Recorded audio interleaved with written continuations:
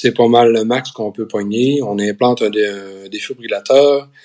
Là, le cardiologue en question me dit, bon, voilà, à partir de maintenant, il me dit textuellement, tu avais un moteur de F1, là, tu tombes avec un moteur de Tercel. OK. Oui. Fait que là, tu sais...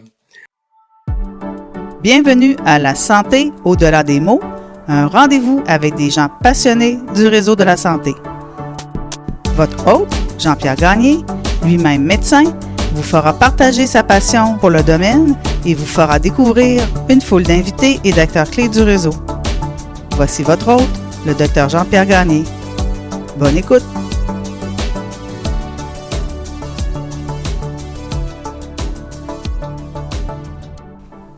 Bienvenue à cet épisode du balado La santé au-delà des mots. Cette semaine, mon invité, M.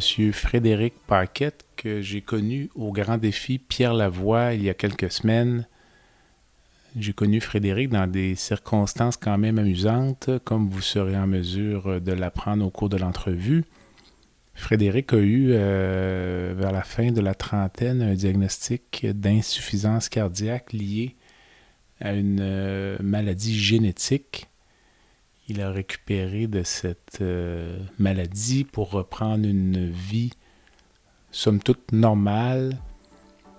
Suite aux entretiens que j'ai eus avec Frédéric il y a quelques semaines, je suis ressorti avec la ferme conviction qu'il fallait absolument l'avoir en entrevue au balado. J'espère donc que vous allez apprécier cette entrevue avec un homme fascinant, M. Frédéric Paquette. Bonne écoute.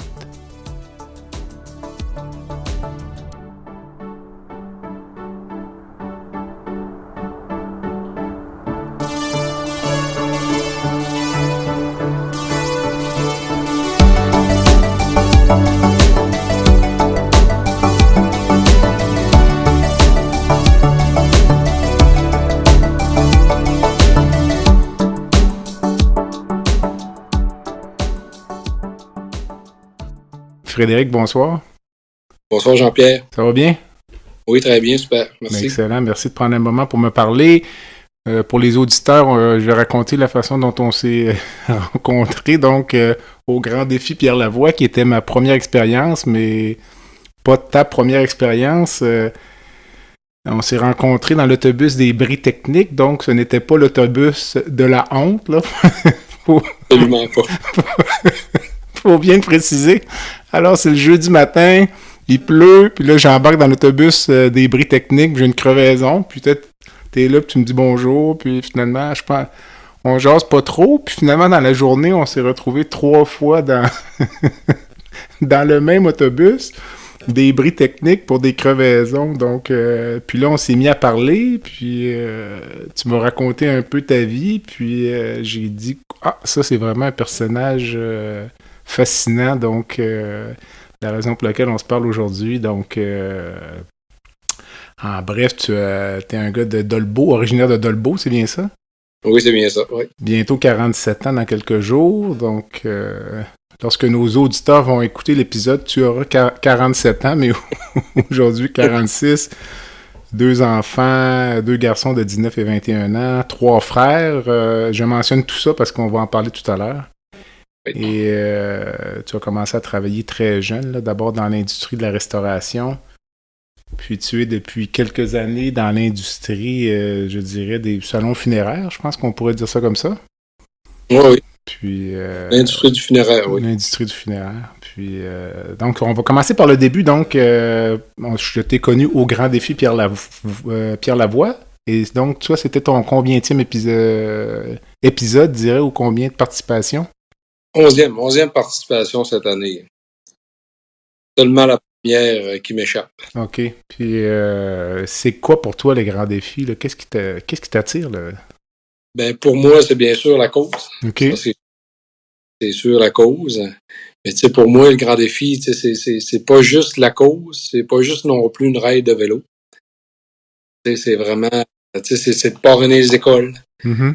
C'est d'amasser des fonds, ensuite encourager certaines habitudes de vie,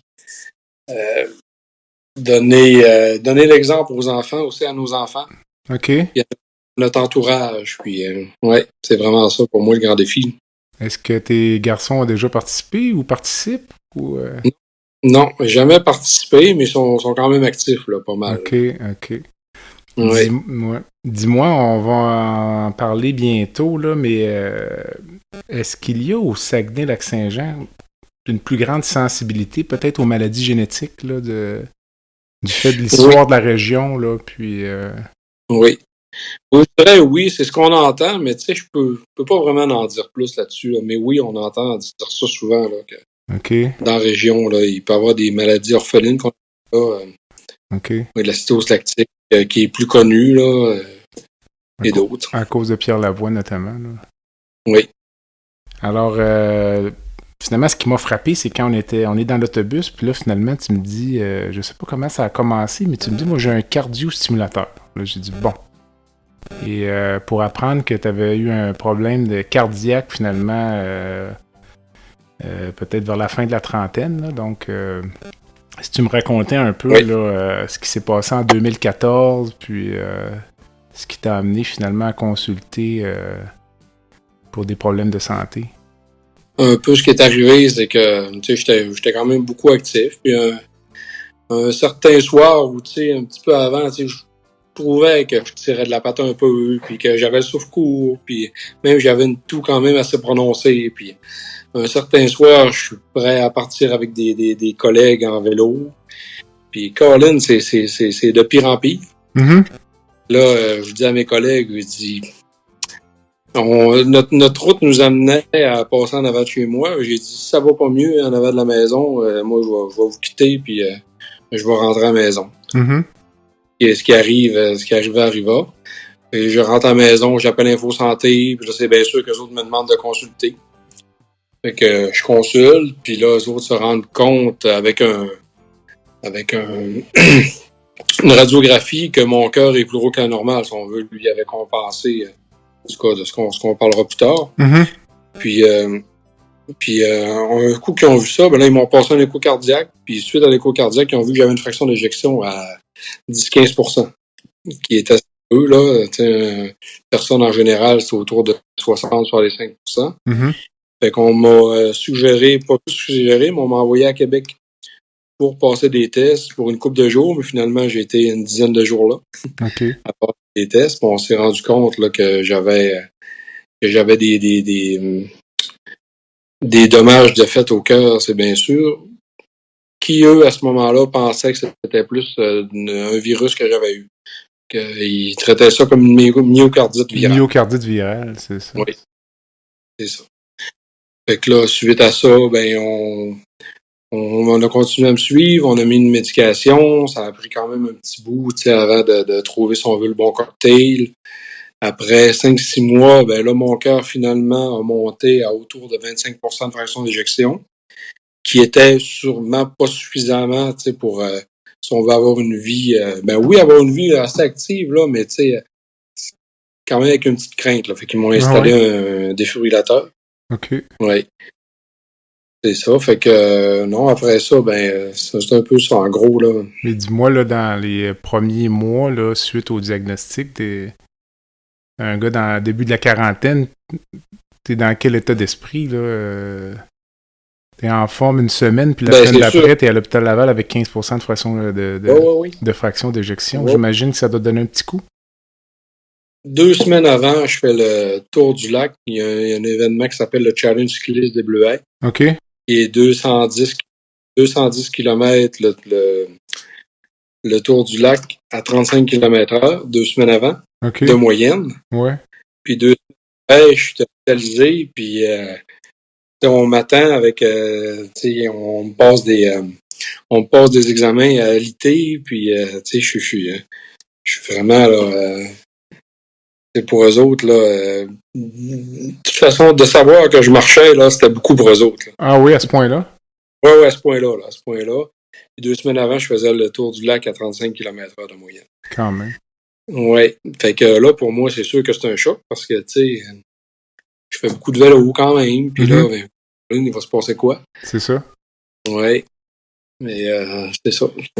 Mais dis-moi, avais-tu, à ce moment-là, est-ce que tu es tellement malade, tu luttes pour ta survie? As-tu peur, mettons, pour ta vie à ce moment-là, ou tu es tellement dans le moment que Oui, on n'y pense pas trop? on y pense pas trop, puis j'ai jamais eu de douleur, vraiment, à part une toux, puis oui, le souffle plus court un peu, mais c'est pas comme, je sais pas, peut-être une péricardite qui va, une inflammation du muscle du cœur qui va vraiment faire mal ou quoi. OK. J'ai pas eu vraiment de douleur. Fait que pour moi, ben, ça passait quand même bien, puis à part que là, à un moment donné, c'est sûr que j'ai eu des petites faiblesses, là, mais j'en ai pas vraiment souffert physiquement de ça. Puis là, tu repars avec ton cardio-stimulateur, puis tu reprends une vie complètement normale à ce moment-là, où tes médecins te disent prends ça tranquille un peu, ou... Ouais, ben on était plutôt, comme je disais tout à l'heure, on était 6 mois avant pour dire, gars, le cœur va finalement. Compenser ou non, là, c'est ça? Ouais, c'est ça. Fait que c'est 6 mois après mes premiers examens que là, on a installé du cardio-stimulateur. Mais moi, après avoir sorti de l'hôpital, si on veut, après mes premiers examens, après 2 semaines, je roulais déjà à vélo. OK. Ouais. Tranquille. J'ai dit, je retourne à vélo, puis je fais ma petite affaire, puis j'avais certaines pulses à respecter, puis OK. ouais, je voulais adhérer à ça, là, c'est bien sûr. OK. Puis, ça a pris quelques années, finalement, avant que le diagnostic de maladie héréditaire ne soit documenté, finalement. C'est bien ça? Oui, c'est 3-4 ans après, en cardiologue, si on veut, spécialiste en génétique, Dr. Steinberg à l'UCPQ, l'hôpital Laval. Lui, il a comme relevé mon dossier, se disant, voyant qu'à 38 ans, ça pouvait être rare un peu. Toute ma ce qui s'était passé, qu'est-ce que j'avais eu.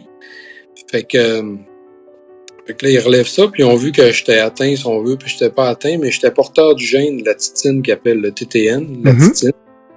Puis que moi, ben, il avait muté. J'étais pas juste porteur, mais il avait muté. C'est un gène qui attaque les muscles, dont le cœur. Fait que, puis qui peut aussi apporter la mort subite, entre autres. Mais c'est un gène qui attaque les muscles. Fait que moi, il avait attaqué le cœur et il avait fait des dommages.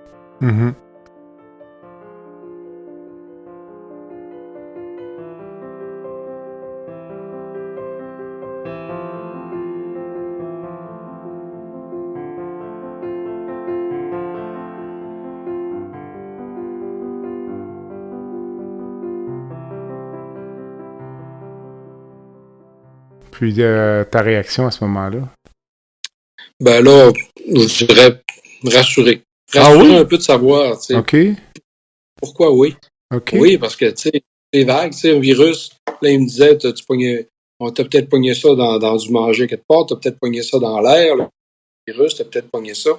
Mais sans savoir, c'était comme un peu un diagnostic, là, qui est par défaut, si on veut. OK.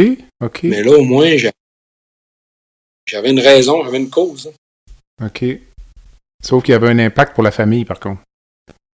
Oui, parce que là, après ça, ben, c'est le dépistage. OK. Je commence par mon père, ma mère. Finalement, on se rend compte que ça vient ma mère qui est porteuse, mais qui n'a pas muté. Ensuite, ben là, c'est mes garçons.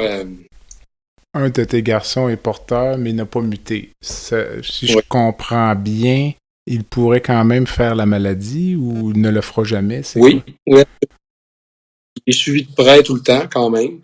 OK. Puis lui, il y a des tests à aller passer. Ben là, c'est aux 5 ans. On veut, c'est aux 5 ans. Puis, il y a quelque chose, mais en tout cas, au moins, comme on dit, il est dans le système. Là, fait que ça rassure quand même. OK. Puis ton garçon qui est porteur, lui, n'a aucune précaution particulière, là.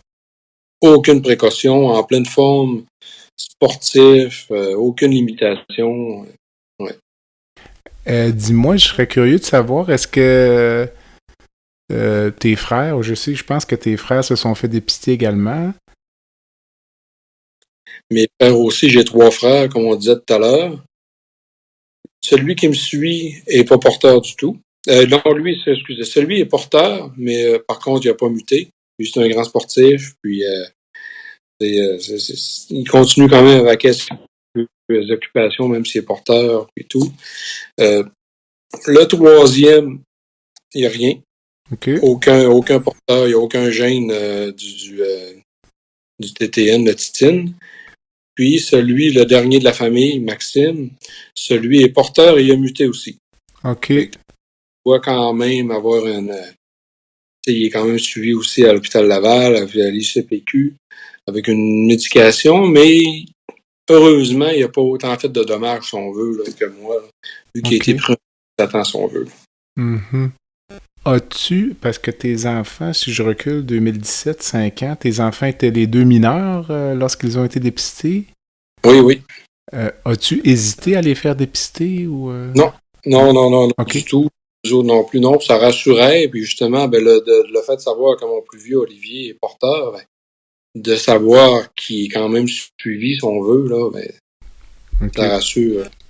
À ta connaissance, est-ce que actuellement, ça pourrait, mettons, donner accès à des diagnostics anténataux, disons, si eux désirent avoir des enfants?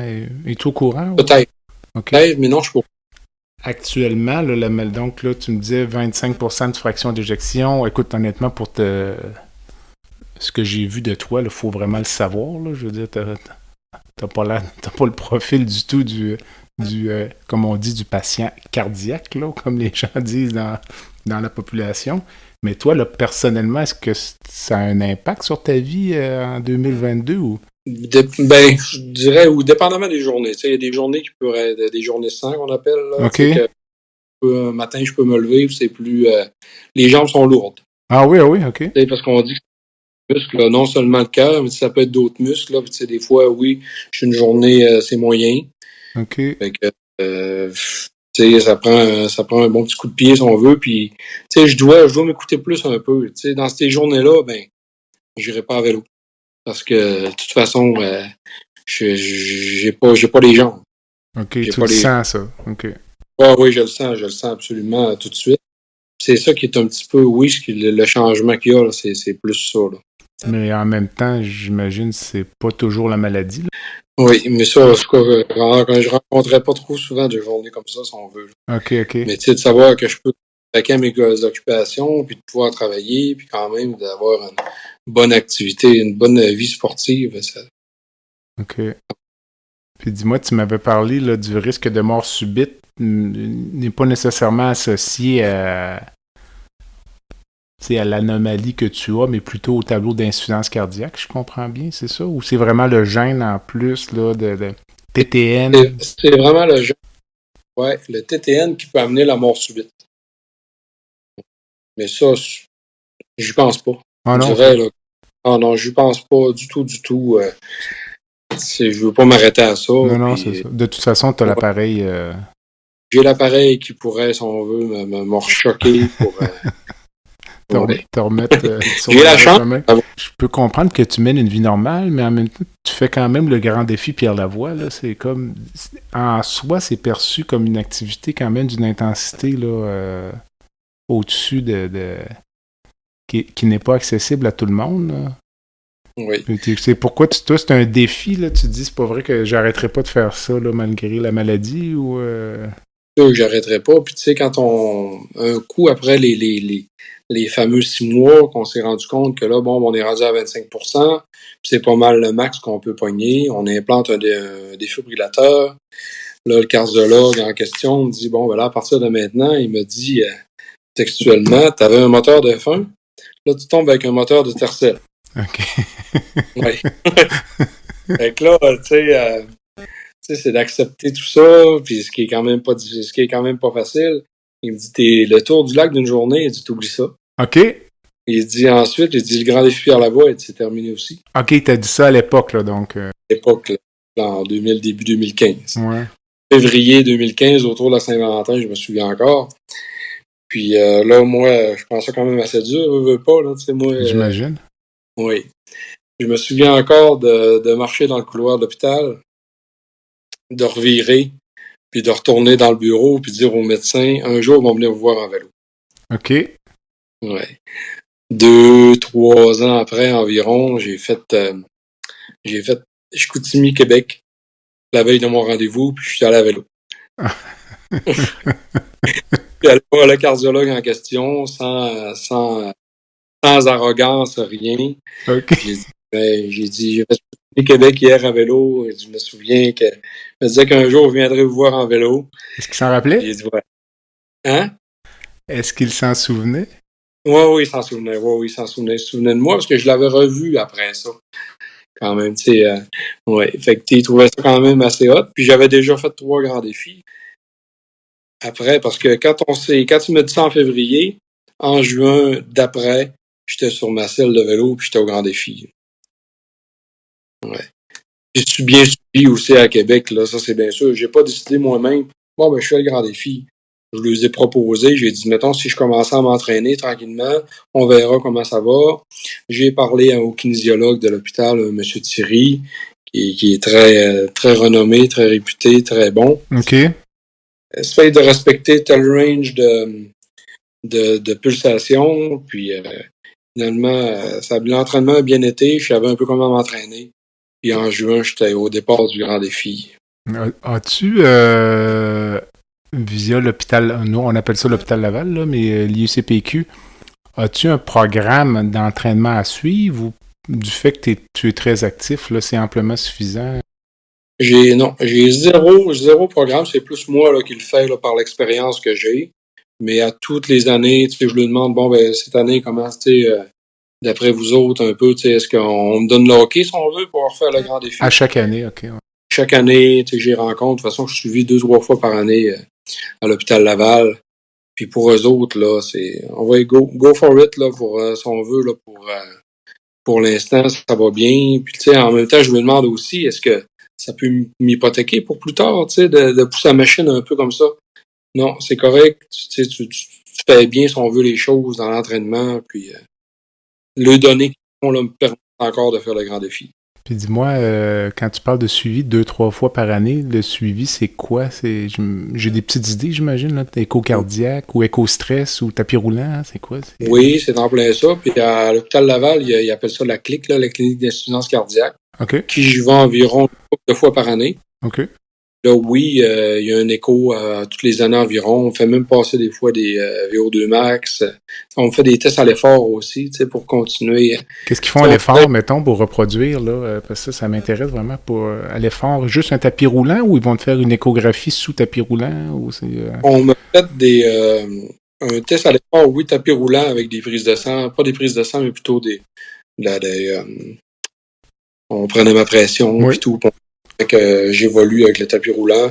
Les VO2 max, ça, c'est environ quand même assez fréquent pour voir comment ça se passe.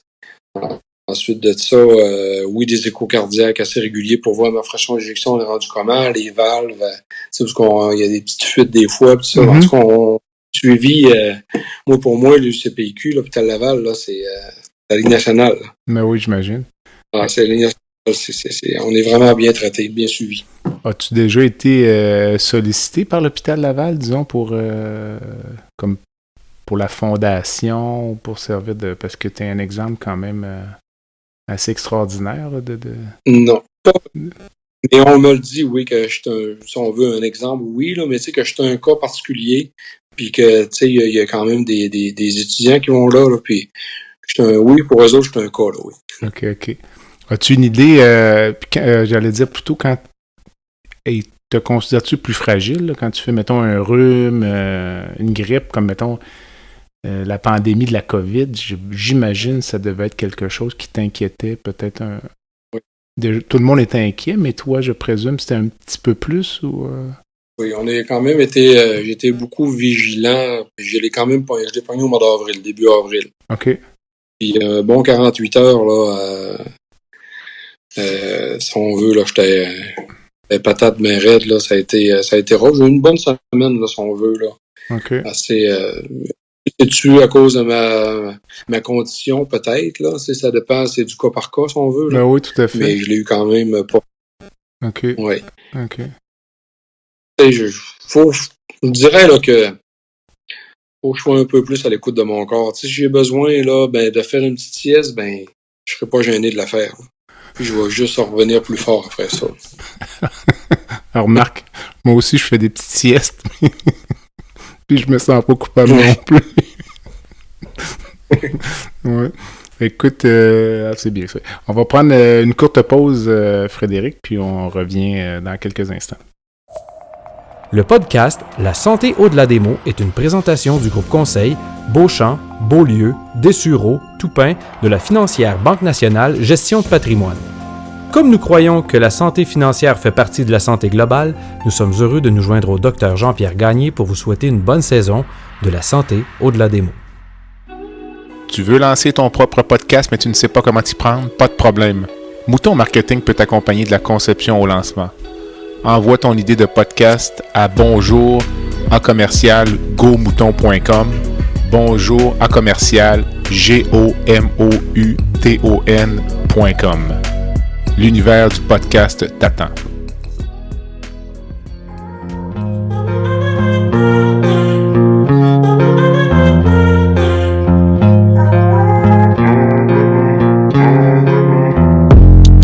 Visitez le site web du balado à www.baladosanté.ca au BALADO-SANTE.ca. Visitez également notre page Facebook, envoyez-moi des commentaires, des suggestions d'invités et abonnez-vous au balado sur la plateforme de votre choix.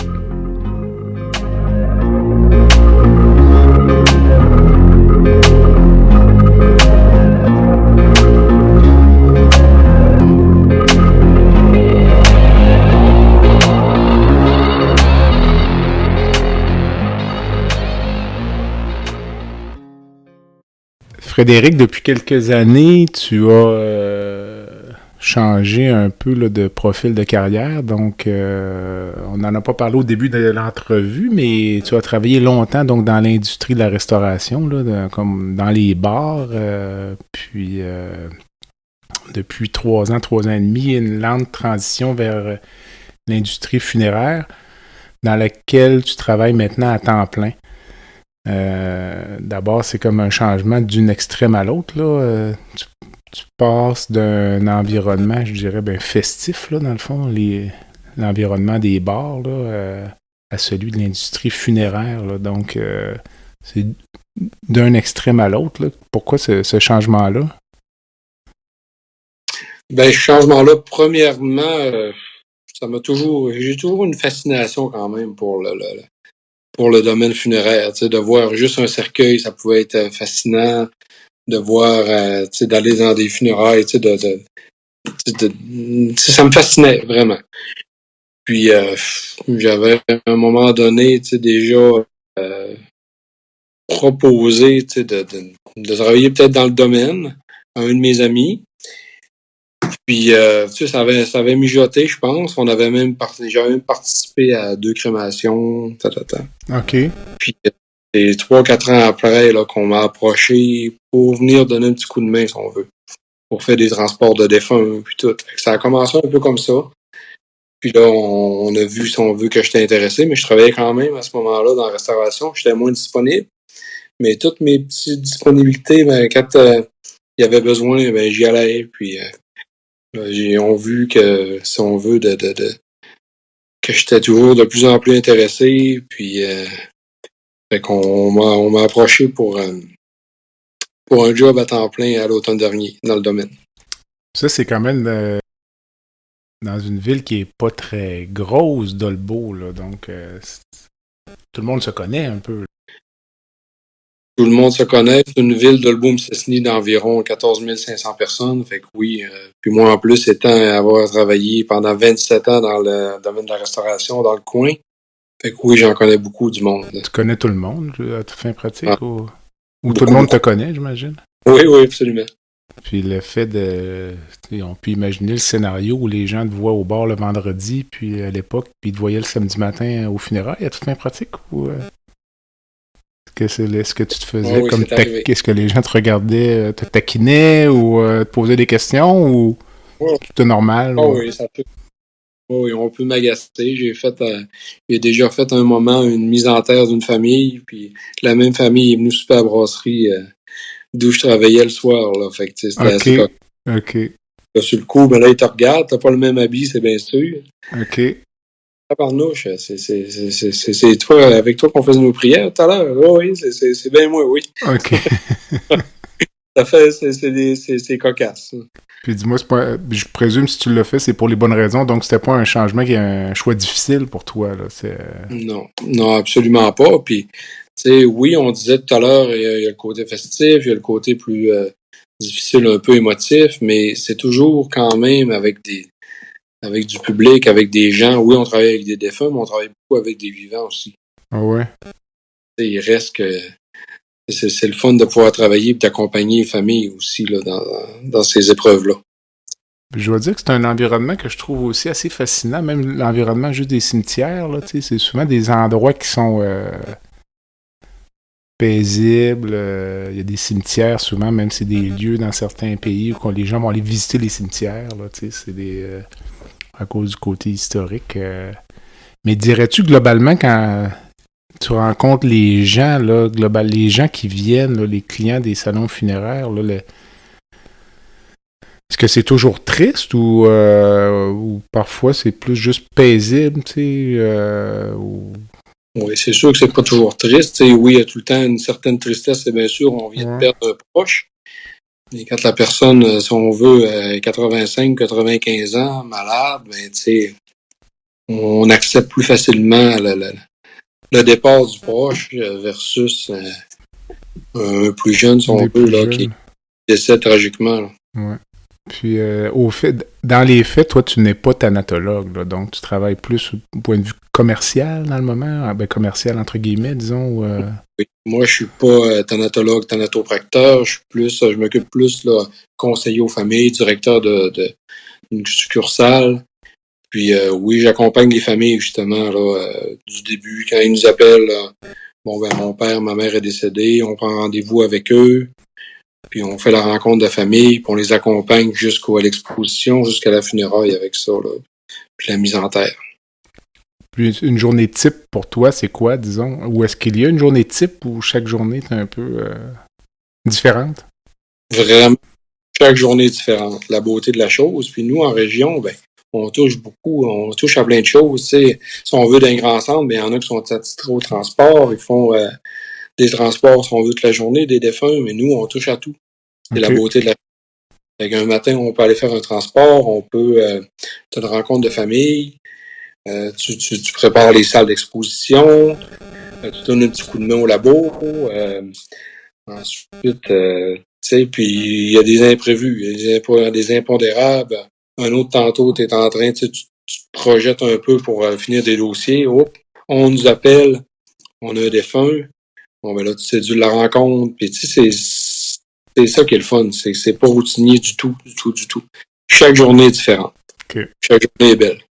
Dis-moi, avais-tu une quelconque expérience de la mort avant ou personnelle, familiale ou autre? Ou oui, un peu, oui, parce que mes grands-parents sont décédés. J'avais de mes 2 grands-pères, 4 sont décédés. OK. Oui, puis sinon, oui, j'ai assisté à des obsèques, des expositions des choses comme ça. Et des personnes plus proches, là, c'est ce que j'avais là, d'expérience avec la mort. OK. Puis ton travail là, que tu fais à temps plein maintenant depuis l'automne, est-ce que ça change ta vision de la vie et de la mort même, à la limite? Ou, Ben, c'est bien sûr. C'est bien sûr que ça change Ben, premièrement, déjà là, ma maladie, j'ai la vision, tu sais, c'est de profiter de la vie, c'est de pas remettre, si on veut, à demain souvent ce qu'on peut faire aujourd'hui ou en profiter avec nos proches. Mais oui, depuis que je travaille dans le domaine funéraire, là, c'est accentué, c'est bien sûr. C'est quoi que tu trouves le plus difficile dans ton travail? Moi, spontanément, j'aurais pensé peut-être les enfants ou les suicides ou des choses comme ça. Est-ce que c'est ça qui est le plus difficile? Ou... Absolument. Oui. Ça, y a-tu des choses, mettons, ça, j'imagine, ça doit pas être une belle journée où tu reviens de ça puis tu dis quand même... Mettons que tu as une funéraille d'enfant, là, ça doit être terrible. Là. Je veux dire, j'ose même pas imaginer. Là. J'imagine qu'on ressort de ça un peu bouleversé, même si techniquement, là, t'es sans être concerné directement, on ne peut pas être insensible là, à ça. Là. Oui, c'est sûr qu'après, oui, on n'est pas insensible, c'est bien sûr. Oui, on est bouleversé. Puis après ça, il faut, si on veut, on doit passer un peu à autre chose, là, mais oui, ça marque, puis ouais. As-tu des choses avec lesquelles tu vas rester quelques jours parfois ou tu es capable, mettons, de... Parce que le lendemain, ça continue, là, Oui, le lendemain, ça continue, mais oui, on n'est pas sans y penser, c'est bien sûr. Hein. Mais après ça, oui, la journée d'après, si on veut, c'est un autre dossier, puis c'est une autre famille à accompagner. Fait que, si on veut, ça aide à passer cette épreuve-là. Quand vous vivez un drame de cette nature-là, disons, là, soit la perte d'un enfant ou un décès par suicide, là, puis en plus du fait que c'est une petite municipalité, là, il y a des chances quand même, en plus, qu'un de tes collègues, même qui est impliqué dans les soins, là, connaissent même à la limite un membre de la famille du défunt ou le défunt. Là. Est-ce que ce sont des choses dont vous allez parler entre vous ou vous avez plutôt tendance à passer à autre chose? Oui. Parce que oui, c'est sûr qu'on en parle, puis tu sais, on a besoin d'en parler justement, là, parce que oui, ça peut être un peu plus lourd, puis ça fait du bien de s'en jaser, puis absolument. OK.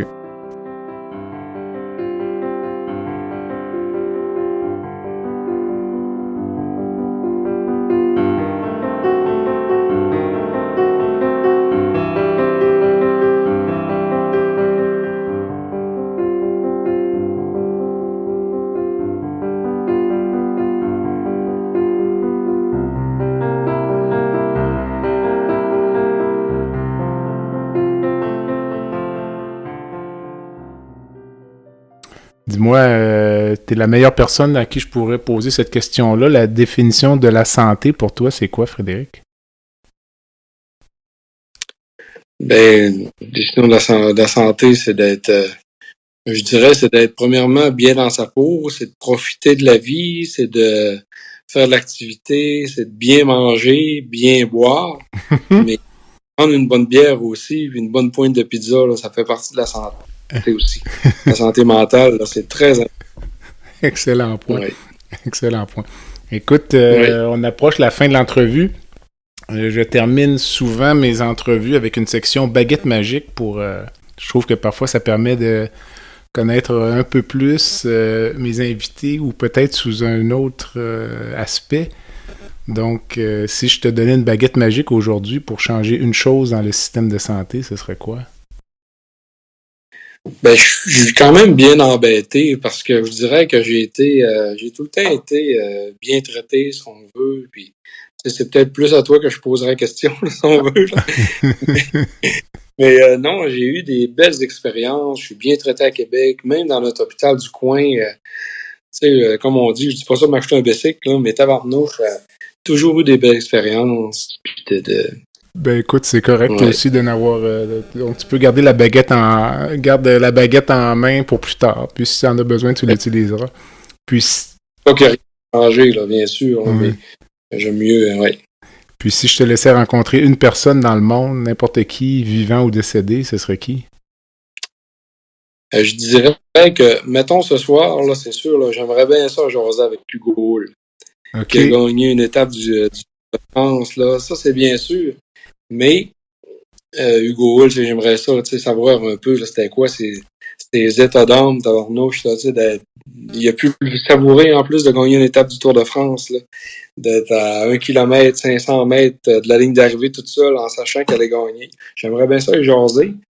Puis sûrement faire une petite ride de bike avec. Là, peut-être qu'on prendrait pas un café, j'aimerais ça prendre le moment plutôt pour faire une petite ride de bike avec. Mais sinon, là c'est le moment, là, mais un de mes idoles depuis toujours, c'est Wayne Gretzky. OK. Fait que demain matin, je me dis, là, la personne là, qui je veux rencontrer le plus, là, c'est sûr que c'est Wayne Gretzky facile. Pour quelle raison? J'ai grandi en idolant Wayne Gretzky de par son jeu, de par ses records. En plus, aujourd'hui, il continue à... On dirait qu'il son charisme et tout. J'aimerais ça faire une petite jasette. OK. C'est un excellent choix. C'est la première fois que j'ai un Wayne Gretzky. C'est très bon, ça. OK. As-tu une cause qui te tient à cœur, une fondation que tu supportes ou... C'est sûr que le grand défi. Le OK. grand défi, ça va de soi, tu sais, de par le fait qu'il encourage des saines habitudes de vie, tu sais, qui pour moi, me permet aussi de me dépasser, mais surtout de garder une belle vie active. Puis c'est bon c'est pas juste mon physique, mon moral aussi, mon mental. OK. Sans le grand défi, tu penses que tu serais moins actif le reste de l'année, probablement? Ou... Je dis oui puis non, parce que l'an passé, puis là 2 ans, il n'y a pas eu de grand défi. Mm-hmm. 7300 km à vélo, là 2 ans, il n'y a pas eu de grand défi. L'an passé, j'ai fait 5400 kilos. Fait que oui, c'est pas juste le grand défi, mais au moins, ça l'encourage, puis OK. ça amène un bel aura. OK. Ah, ben c'est bien ça. As-tu une dernière pensée avant de nous quitter pour la soirée ou... À part moi je vous dirais, là, tu sais, surtout depuis que oui, j'ai eu mon diagnostic, puis encore plus depuis que je suis dans le monde funéraire, c'est profiter de la vie.